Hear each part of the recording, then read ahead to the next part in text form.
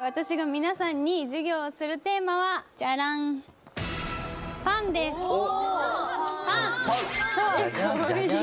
パンというとでも渡辺君も好きでしょ？好きです。何パンが一番好きなの？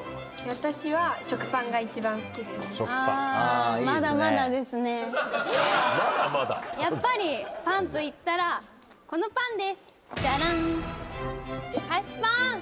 菓子パン。はい。食パンがまだまだで菓子パンの方がじゃあ上ってことですね。